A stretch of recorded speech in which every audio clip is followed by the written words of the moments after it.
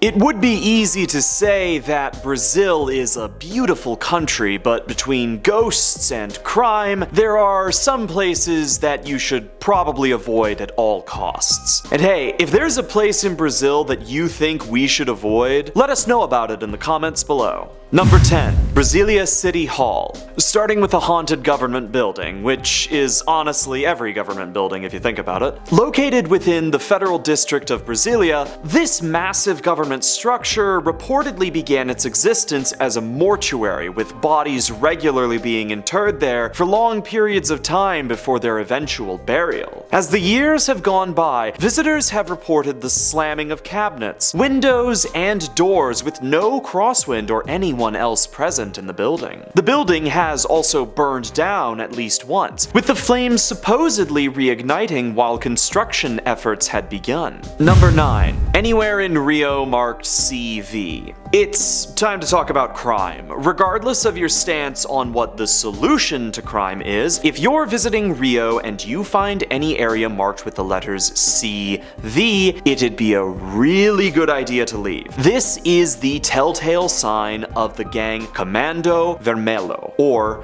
Red Command, a militant group which actively engages in primarily drug trafficking. Founded by a group of convicts and leftist militants in 1979, the group currently controls around 60% of Rio de Janeiro. In general, Red Command is more of a collection of cells, with one president to hold them all together. As it stands, being anywhere near areas marked with their sign, especially in 2022, is extremely dangerous, as the conflict between Red Command and the police militias of Brazil has intensified due to legislation from the most recent president. However, as of the writing of this video, that president has lost the Brazilian election, so this may change with time. Number 8. The road to Petropolis. Driving from Rio to Petropolis can allow vacationers to see the exquisite sights of Brazil, and the occasional ghost or two. According to several drivers, when traveling down the road at night, they've been flagged down by a blonde-haired woman. She's often described as standing near the corner, frantically jumping up and down and waving her hand. Now, when the drivers pull over and offer their assistance, she will guide them to a terrifying sight. A totaled car lies by the side of the road, and even worse, a body lies alongside it. As the tourists draw closer, they begin to recognize the body as the body of the woman who flagged them down. Looking back, they find that the woman is long gone, and returning their gaze to the car, they find that the car and body have vanished as well. Several people have reported having this experience, so it might be best to take a different road.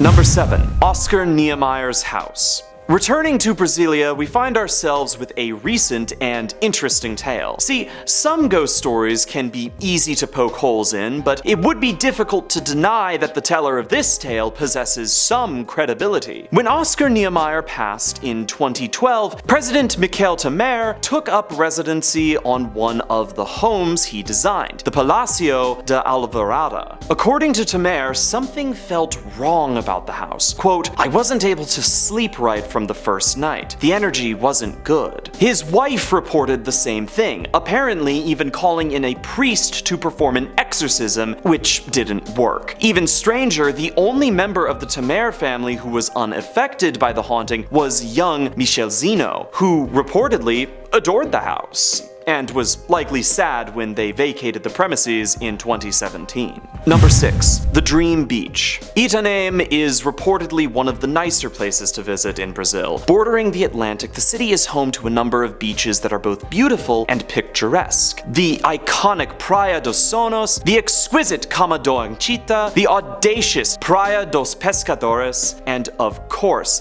the devilish Dream Beach. White sands, oceans lapping at your feet, and of course, ghosts and demons to keep you company. Visitors to this beach have reported witnessing a couple of ghosts walking around on the sands, their rotting visages etching themselves into the mind of all who see them. This correlates with reports of a couple passing away on the beach years ago, and so their ghosts remain. Supposedly, if you stand at the beach for long enough, you can even hear their whispers. Number 5. Fortaleza. While reported to be the second most desirable tourist attraction by the Brazilian Ministry of Tourism, Fortaleza is also one of the most dangerous. This is supported with a recent measurement of their homicide rate topping out at around 62 per 100,000. Not to mention recent legislation from a certain ex-president that may or may not have increased weapons ownership across the entire country. Fortaleza may host a number of beautiful beaches, a national park, and a central market that are all absolute must-sees, but it's pretty clear that if you do go, these are the only places you should visit. Don't travel alone at night, don't trust cops, and especially don't look rich unless you want to engage in highly motivated wealth redistribution. Number 4.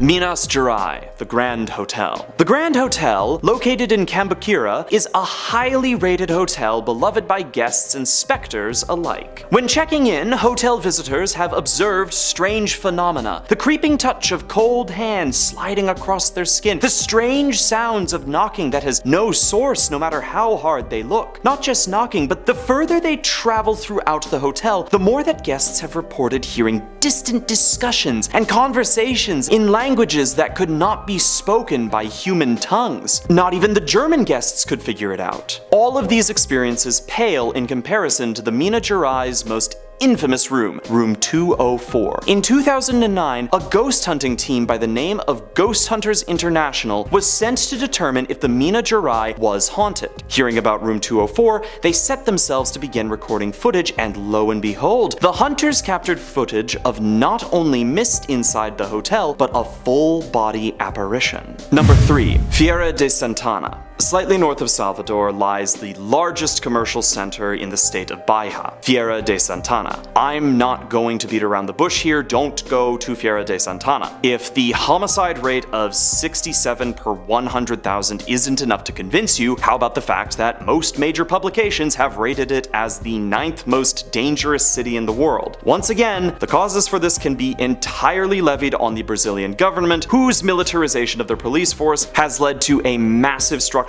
collapse as gangs have had to arm themselves to retaliate. What was once a tenuous balance between two extremely corrupt power structures has devolved into an extremely violent conflict that the government is quantifiably losing. Number 2. The Petropolis Museum. Also known as the Imperial Museum of Brazil, the Petropolis Museum is a gorgeous, if not slightly too pink building that finished construction in 1862. Originally the summer residence of Emperor Pedro II, after the Republican coup d'etat in 1889, the building was renovated into a museum in 1940, used to display the history of the monarchy. Some of its star attractions are its crowns, furniture, and ghosts. Despite Emperor Pedro II passing away in Paris after being exiled, his ghost is still reported to wander the halls of this pink palace, chasing away invaders and seeking his crown once more. Number 1. The Joelma Building. The absolute most haunted building in Brazil, the Joelma Building is a structure located within Sao Paulo. Built in 1971, the building only lasted for 3 years before tragedy struck. One night in 1974, on the 12th floor, an air conditioning unit overheated and sparked a fire. Due to the construction of the building using highly flammable materials, the entire building was engulfed in flames within only 20 minutes. With 756 occupants, it was difficult for them to get out prior to the building becoming a death trap, and 179 residents died in the fire. Eventually reconstructed in 2008, the building has become the home of burned ghosts, who can be seen wandering the halls or riding the elevators in a desperate echo of their attempt to escape. Thank you for watching. Please remember to like and subscribe, and have a good one.